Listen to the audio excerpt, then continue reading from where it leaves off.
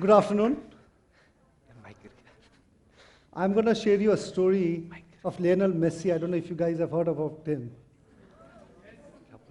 You know, Lionel Messi was spotted at the age of 11 by a scout in Arjuna who represented Barcelona. And there's only one issue when you are spotted, that Lionel Messi was very, very short. So they referred it to Barcelona saying that we've got a huge talented 11-year-old kid, and why don't you see him? But the problem with him is he's a bit short.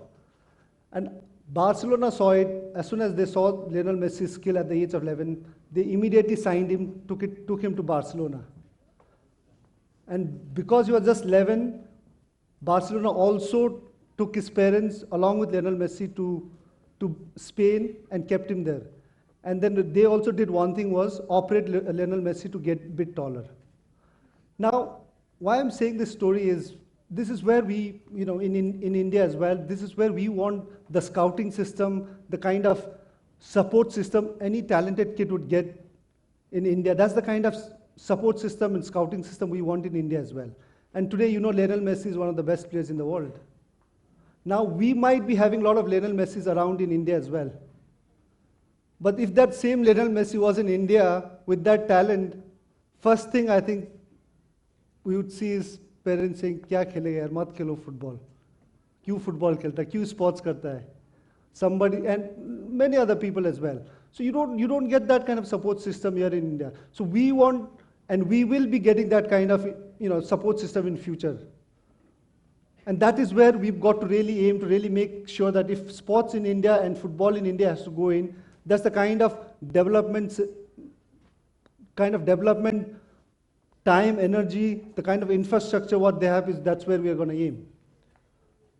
Similarly, in my story, I was unlucky. I didn't have Barcelona scouts here in India, but I did get scouted by Sports Authority of India. This was in 86, 87. And they started a scheme called Sports Authority of India scheme, which during that time they wanted to bring in the best sports person from different fields of sports and give them scholarship and training. And that's how I was spotted when I was just 11. And that was one of the main reasons why my parents, my father also said, okay, you can now play football. Because till then my father as well, like any other parents in India, not too encouraging in terms of playing and making a career out of it. So because of football, I got a scholarship, got my education fees, my boarding, everything was paid. So that's the reason why he said, you can still go on and play. Now, at the age when I was playing, at the age of 15, when I played Subroto Cup, I don't know you guys here in Jaipur play or not, but during those days, Subroto Cup was the only grassroots tournament, biggest inter-school football tournament those days. And I played from my school in Sikkim, and I was given the best player in that tournament. And through that, I got selected for the under-16 national team camp. And that same year, I was doing my ICSE 10th standard, and my call for under-16 national team camp came in just before 2 months of my ICSE board exams. And the minute I got the letter and saying that you've been called for under-16 camp, the first thing I said was, I'm going for it. Now, the difficult part was convincing my parents to say I'm going to drop out of class 10, 1 year, go and just go for the camp. So I said to my parents, I'm going, because this was something big for me, and I always, as a kid, anybody would want, if you're playing any sport, would want to play for India. That was the dream anybody had. And for me, just getting a call for under-16 camp was the biggest achievement in my life at that moment. So I spoke to my parents, I said, I'm going for it. They were not at all happy. They said, no, you can't. They said, you've got ICSE exams in 2 months' time, you've got to go and do that. I said, if I sit down with this offer, I can't focus, I'm going to fail. So then they decided, okay, you can go for it.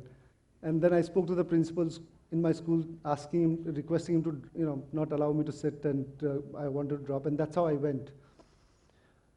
And before that, when I got the scholarship as well, there were only when, the scholarship, entire scholarship, how it happened was we had all the states coming under 12 tournament. And during that time, when you've got that big a tournament, now if you're again comparing India and Europe, when you have such big tournaments, such huge talent from each and every part of the country coming in, you would expect in Europe, if you have that, you'll have at least all the clubs from first division to Premier League to everybody, scouts coming and watching it. But for me, there were only Tata Football Academy and Sports Authority of India. And I got offered from both Tata Football Academy during those days, but since I was just 11 years old, my parents did not let me go. So I had to go in with Sports Authority of India school, which was based in Sikkim, so I chose to do that. Now I got selected for the under-16 camp. Now, when you look into it, I think if today I've got a 5-year-old son and he comes into a similar situation and he's getting a call and he has to travel, and I was living in Sikkim that time and the camp was in Kerala. So as a 15-year-old boy going from Sikkim to Kerala is 3 days, 3 nights in a train. But I just wanted to go, and my mom and my aunt dropped me in a railway station, and I traveled 3 nights, 3 days without a reservation as well. But see, this is why I'm saying this story is because I think when we wanting, in sports right now, everybody is complaining that we don't have good sports person, we're not being able to achieve, we don't get medals in that, unless and until we don't really support this sports person. And not just professionals as well, the grassroots. Now today, if my child gets the same offer and I have to drop him in a railway station to go to Kerala 3 days, 3 nights without reservations, I would think twice. So I think these are the things which we'll have to really start working on it and make sure that, the clubs, the state associations, everybody, when you've got camps, when you've got kids coming in, I think the safety of the kids, the traveling, everything has to be looked after. So that when you're trying to produce a good footballer or a good cricketer, anybody, I think it's important that that player, particularly in that age, has to become the right kind of support system, just not on the field, off the field as well. So that's how I went. I got selected for under-16. I played for under-16 India. And then I came back, repeated my class 10 exam. Next year I gave my exam. And then when I was doing my ICSE exam, during the end of my exam, I got an offer from East Bengal club, which is one of the biggest club in India. And I was just 16 that time. And my parents were not too much aware of Indian football because those days, obviously, you didn't know what clubs were the biggest names as well. And immediately when I got the offer, that was like something which I always dreamed of. For any kid playing anywhere, you get offer from one of the biggest club in the world. It's like if you compare in England, it's like you're getting an offer from Manchester United. So that was what the offer for me from East Bengal was. I took it straight out. I said, I'm going to go. Again, my parents made sure that when they spoke to East Bengal, they said, this education has to be looked after. Because you're signing a 1-year contract, because the clubs also here in India are not, when you compare, it's not the same as Europe. And you're just given 1-year contract. And 1 year you go there as a 16-year-old boy to a big city like Calcutta, go and play. If you don't succeed, the next thing you do is come back. Come back to Sikkim and start doing your studies. So that was the gamble which I had to take. And as a kid, I was always something which if I wanted to do, I just pushed it. No matter what parents said, my father said, never listen to it. I wanted to do the under-16 camp, go for the under-16. It was just the camp, not even selection. I said, I'm going to do it. I'm not going to sit for the exam. East Bengal gave me an offer. I said, I'm going to take it. It was just 1-year contract. I knew exactly it's a 1-year contract. And that's within that year, as a 16-year-old, I have to go and play professional with biggest names of Indian football. Got to succeed. If I don't succeed, come back.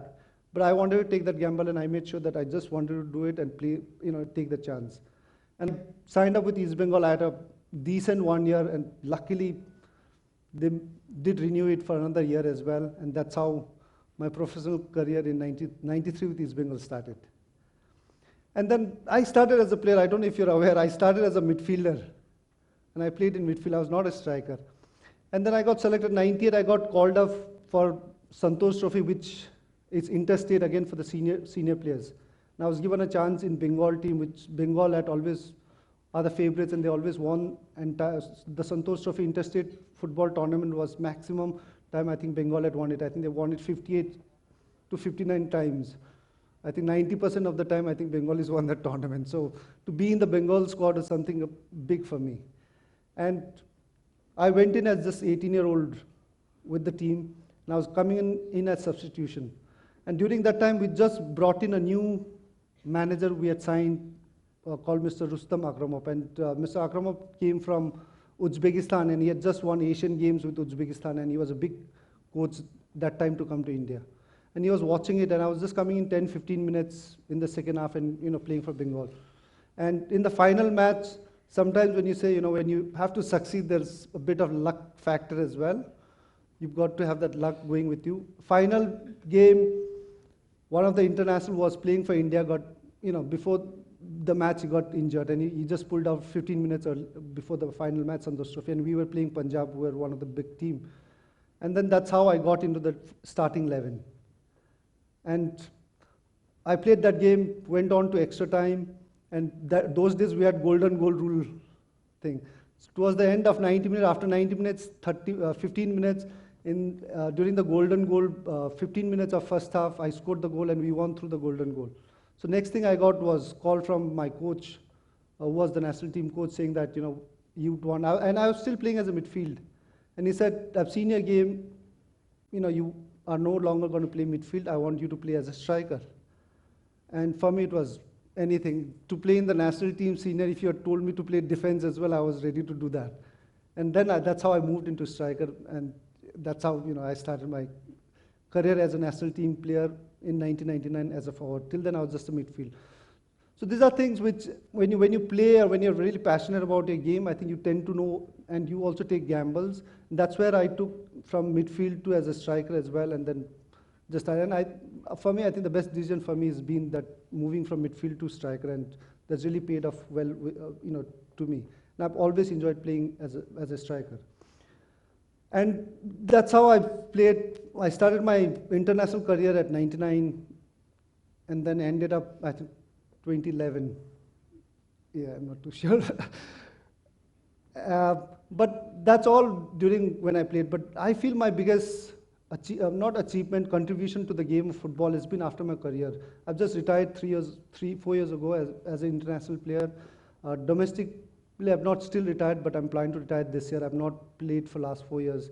I started my own football club, United Sikkim in Sikkim, which got into I-League. We were a very, very small club, and within a year I started United Sikkim. We played second division. Within a year I took them to first division. I played myself before retiring as well. But my biggest contribution, what I feel today, was what I've given back to football. Starting one was Baichung Bhutia Football School, which grassroots. Because here, anywhere you go, as a kid, to me as well, I was lucky to get into all those breaks and play in school and all that. But a lot of the kids don't get places to go and train. They don't have, centers to go and train, academies to go and train. Academies is still far off, but just to go and play and, go to a football school or football center just to train, they don't get that opportunity. And that's where I thought, Baichung Bhutia Football School was one thing which I wanted to start and give, kids who want to become footballer, just not football as well. If you want to play football and enjoy the game, just come and play. And then on, if you are talented, then you go on to become, professional footballer. The second thing which I really thought to really start here was, when I came back from England, I went to England. I played 3 years with a club called Bury in 99, came back in 2002. And after I came back, one thing I really wanted to start was a players' association. Now, what happened during my playing career here in India, and also when I was playing abroad, a lot of the issues regarding players, because 99% of the players in India came from very humble background. And, football was still not professional. It was semi. And people running the clubs, running associations were still, they were not the guys who were really fair to the players. And there have been contracts that were not being paid. The players were getting injured. No treatments were given. So what I decided was, coming back, I started Players Association, looking at what English Premier League and the Players Association they do in England is really, really big. They really stand up for the players. They look after the players during the career and after the career as well. And I came back and started Football Players Association. And when I spoke about the plan, and during that time, I was also captaining national team. So I spoke to my national team players and I said, we've got to do this not for ourselves, but also for the generations to come, and also the colleagues who are suffering right now. But when you started saying of Players Association, all the 20 players said, we're not sure. So out of that, I managed to convince 5 of my best friends in the team and made them the first members of the association. So we started with 5 members when you just started. But when you start this, federation state associations are not too happy, because obviously when you start a players association, then they really look into a different kind of, like unions, how unions are here in India. You don't have a good picture of them. But our intentions were just only to look after the players. So now if you look into the Football Players Association now what it is, from the amount of issues that players had during 10 years ago and now, I think 90% of the contract issues are solved. We also help with them in terms of, beyond the football career, in terms bringing them good, some experts in terms of finance, in terms of advice. So those are things which we help. And I think that's where, because in Indian culture as well, for a sports person, if you look generally from biggest sports person to in anyone, I think we have, our culture says that we respect quite a lot. And we don't really speak out if we feel that we have some right for ourselves. And unless and until the big names of sports in India and footballers who represent the country, and they know what, when they go abroad and they see the kind of infrastructure facilities they have, and you've got to start demanding. You can't just take whatever the state associations or federations are giving in. Because you don't speak out, and then nobody's going to, a district level sports person or state level is not going to speak out. It's important that when you go out, you see that, the biggest names of sports person will have to speak out and demand. And this is where I think we've seen a lot of sports person now actually taking on and asking for their rights, and that's been one of the biggest thing for Indian sports. And with time, I'm sure more we speak out and tell our mind of Indian football and Indian sports is going to grow. So I'm not sure I have too much time. Thank you very much. Thank you.